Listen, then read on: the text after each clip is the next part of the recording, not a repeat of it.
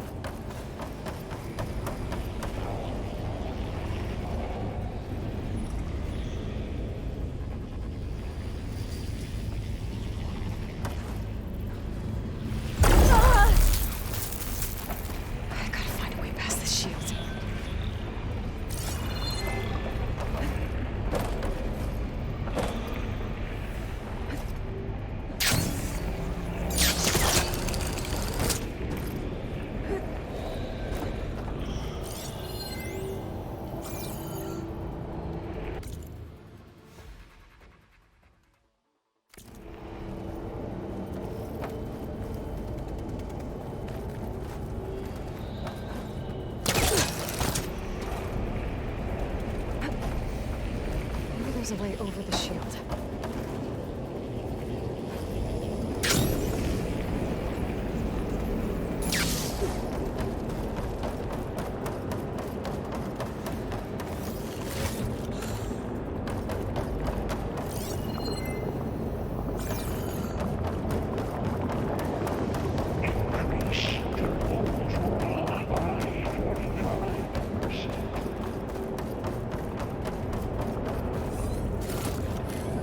There's an opening at the top of the shield.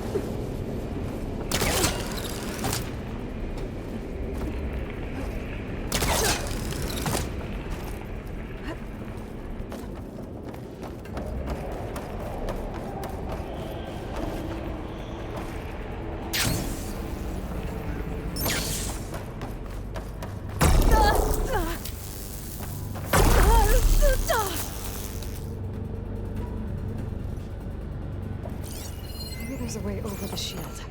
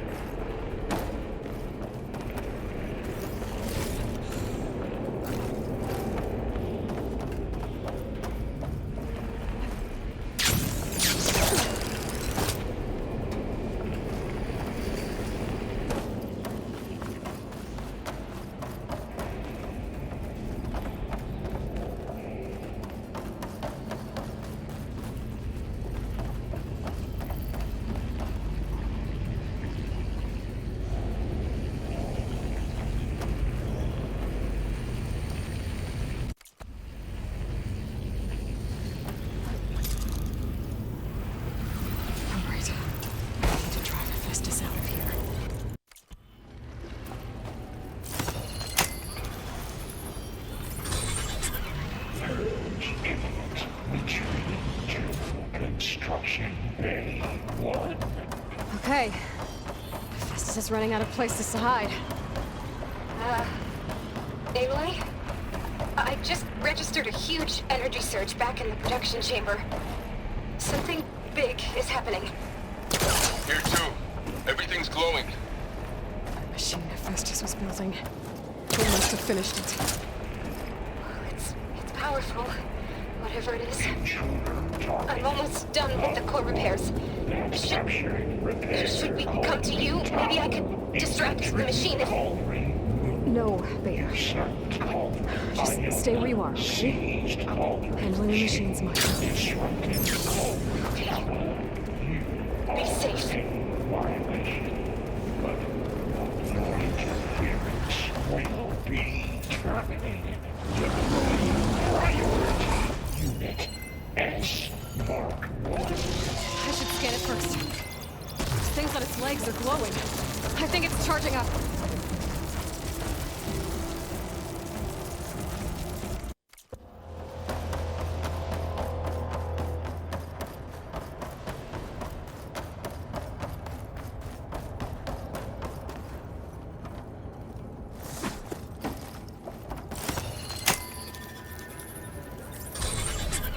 No more hiding, Hephaestus! Imminent retreating to facility core. Got it! Hephaestus is back in the core! Make sure it stays there. I'm heading back. And then we can start the merge. Because of you, Beta. I'm glad you came along. And you, Varl. We couldn't have done any of this without you. Right back at you, Aloy.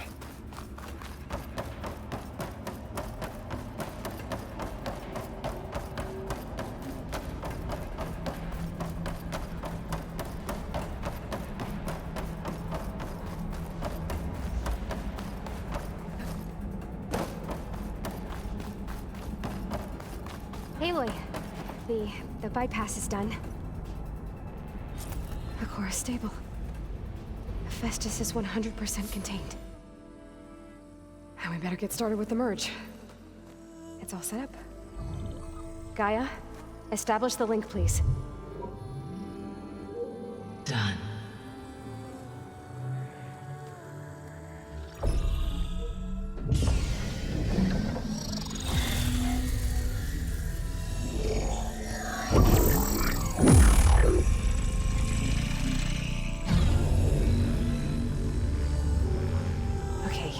To complete the merge, we need to excise Hephaestus' malicious code.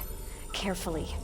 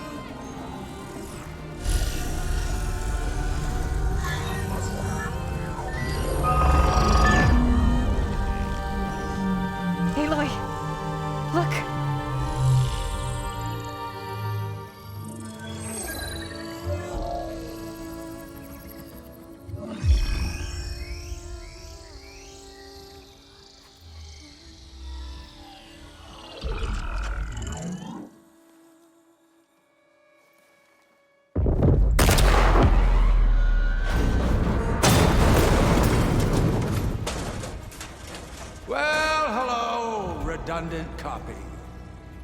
You cost us quite a lot of time.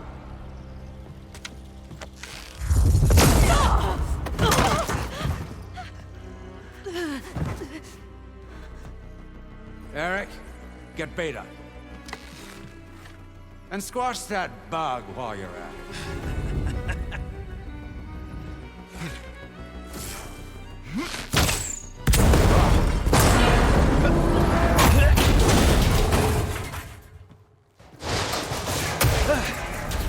Ooh! Get behind me.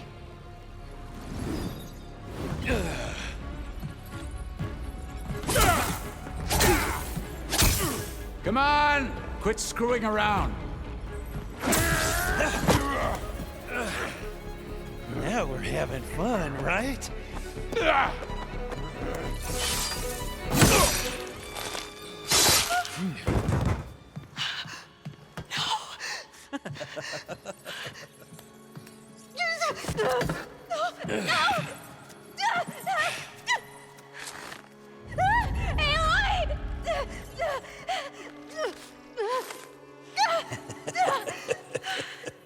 Finally.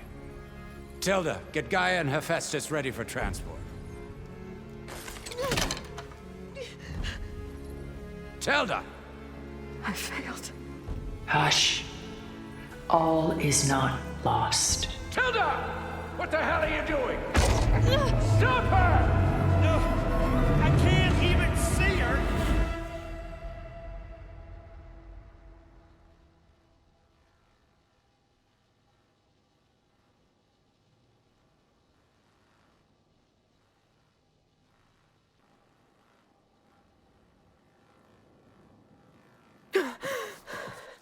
Beta.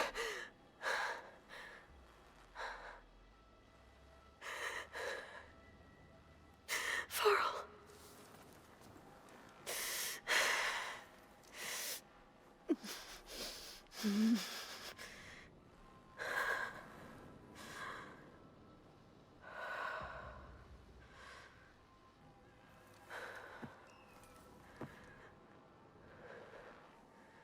Where am I? Ah, you're awake. You took quite a hit when Gerard attacked you. I imagine you must still be in a great deal of pain.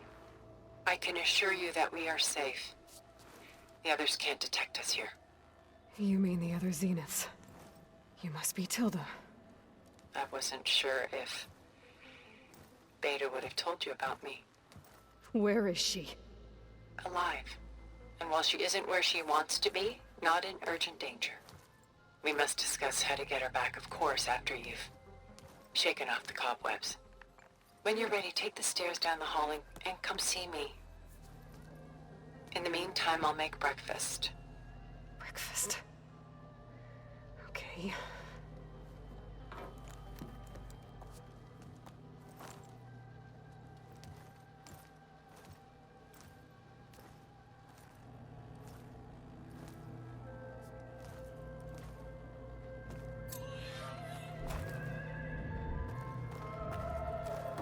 Why did Tilda bring me here?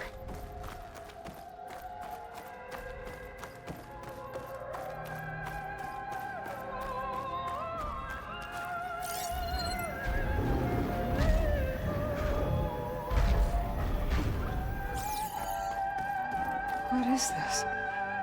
Just a few favorites from my collection. Rescued and stored here just before I went off-world. Take a look, if you like. I'm curious to hear your impressions. My friend is dead. Beta and Gaia are gone, and you want me to look at old paintings? Don't be so quick to dismiss the comfort we can find in art, or the insight we might gain.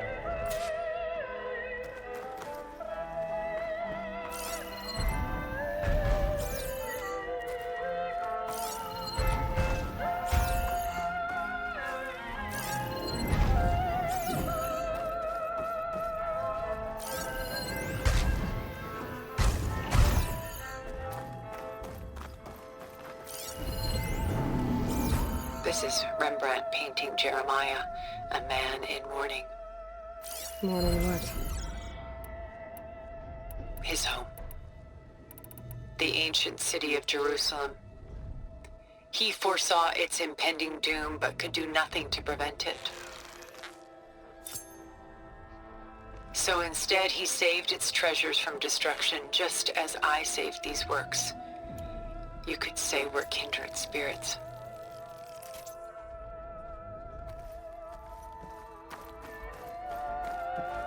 My favorite pairing on the left is Woman reading a letter by Vermeer, a true master.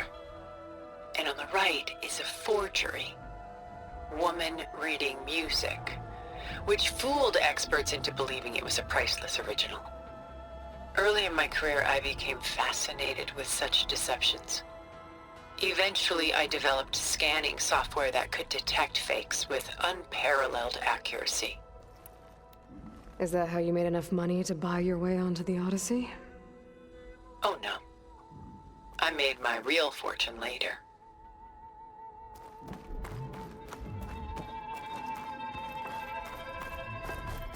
Selene and Endymion. She's the goddess of the moon, whereas he's a simple shepherd.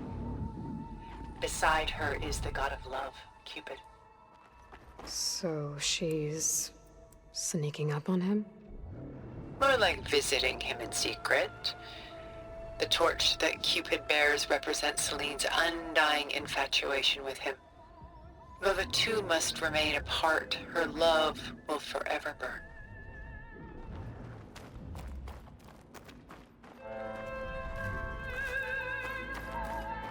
A portrait of the painter, Rembrandt's son Titus, depicted in the habit of a monk. I don't get it.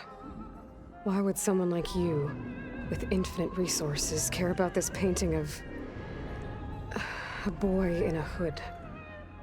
It's not the image itself, but the feeling it conveys. The face is bright and defined, but his eyes are downcast, heavy with misfortune. And the background seems to swallow all light. The painting is infused with a sense of loss. I guess I understand how the painter feels. Rembrandt's The Night Watch, by far the most famous painting my homeland ever produced. It was commissioned to honor a militia made up of influential citizens. I guess you must have been an influential citizen. In my day. But not as influential as you've been in this new world.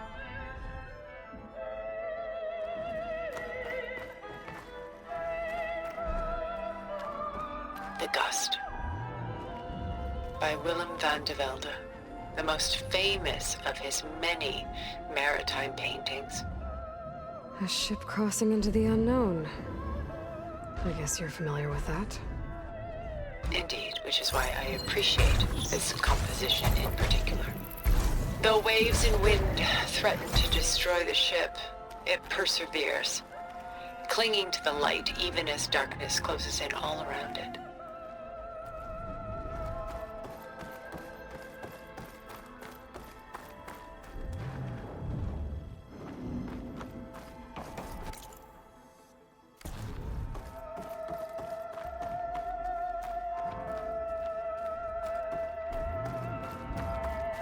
The militia.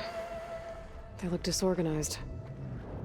Where others painted such scenes in a stiff and stationary manner, Rembrandt chose to show them in action, preparing to march. He wanted them to feel alive. You can almost hear the commotion.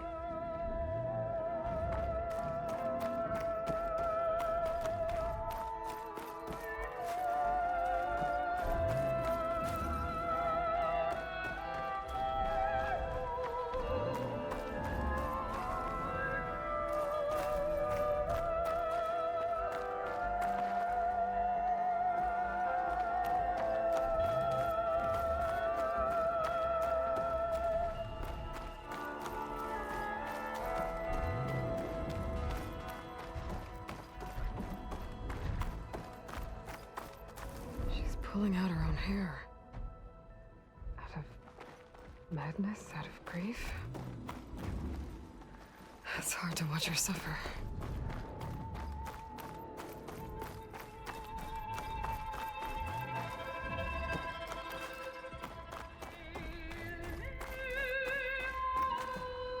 Why do you keep the forgery? I've always enjoyed studying the two side by side.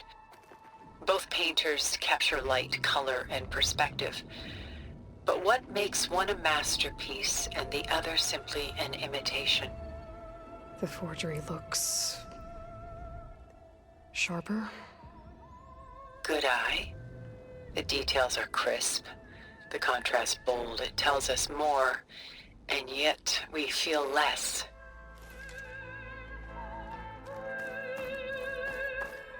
What's in the letter? Who can say? What does the painting tell you? She's concerned. Whatever's written in the letter troubles her. A burden she can't put down. Fascinating. Why go through so much effort to make a fake masterpiece? The forger initially painted under his own name, but found little success. His work was considered unremarkable. But when he took on the guise of Vermeer, suddenly it was celebrated as extraordinary. But it was a lie. And he knew it. Sometimes we struggle to glean what is real and imagined, even within ourselves. The irony of these two is that Vermeer died in obscurity. He had no idea his work would become some of the most precious, most copied, most preserved pieces in all history.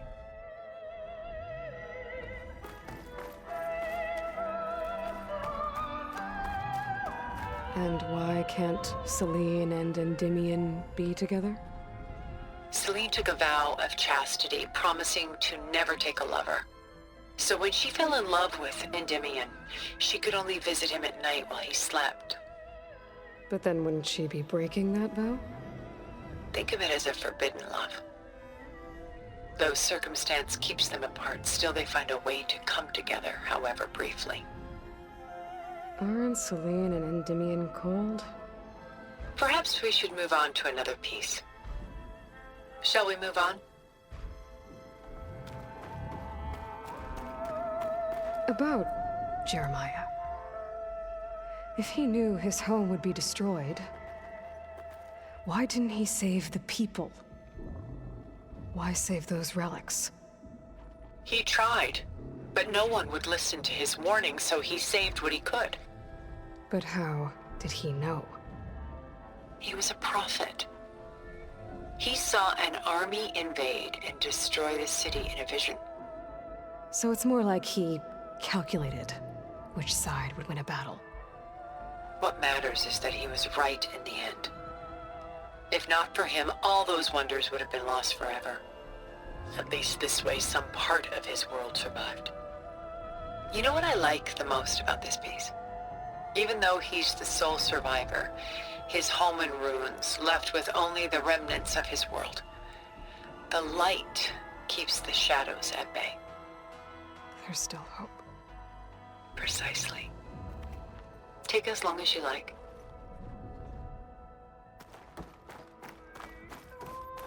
Works of art such as these can often cause us to look inwards at our own lives. I'm sorry about your friend. Had I been able to intervene, I would have. But the risk of losing you as well was too great. Everything went by in a blur. I couldn't get to him. You know, long before holograms and focus recordings, people relied on art to memorialize their loved ones. Because of works like this painting, their lives are immortalized. Rembrandt had 4 children by his wife. All but Titus died shortly after she gave birth to them. She passed not long after that. Titus became the only family Rembrandt had. Which is why he painted him this way. Indeed. Then tragedy struck again. Disease claimed Titus at 26. It's almost as if Rembrandt painted the future, closing in on him. Rembrandt actually painted several portraits of Titus, but this one has always been my favorite. It's honest. What do you mean? In others, Titus was portrayed in brighter, livelier states, but here, Rembrandt allows himself to express his true feelings. Sorrow, fear, hope, love, laid bare on canvas for all time. I see this one resonates deeply with you. Who's the girl in the painting? She's a strange one, isn't she? Bathed in light, though no one is paying attention to her. Many believe she's a symbol of the militia. A physical manifestation of their spirit, if you will. But she's not real? What's real in a painting? She's meant to represent the militia's virtue and victory. But I like to think they underestimate her. She looks as if she's seen something. What does she know? What secrets does she keep? There's so much detail to take in, isn't there?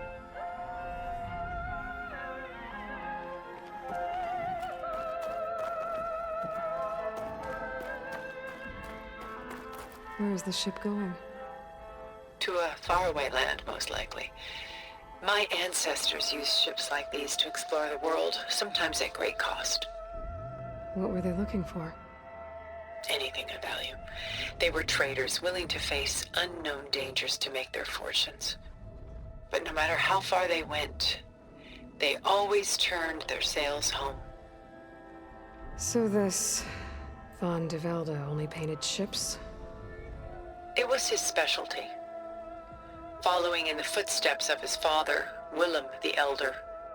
The two had quite a journey of their own, taking them all the way to the court of a foreign kingdom. Did they ever come home? No, but eventually their lives' work did.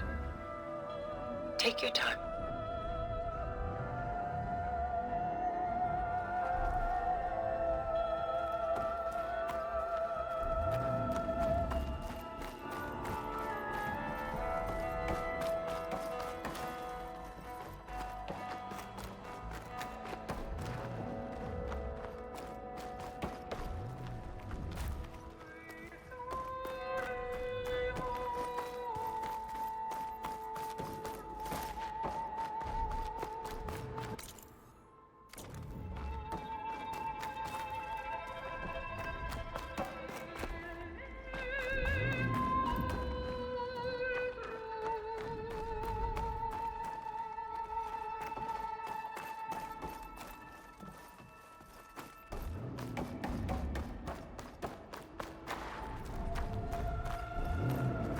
Stunning, isn't it?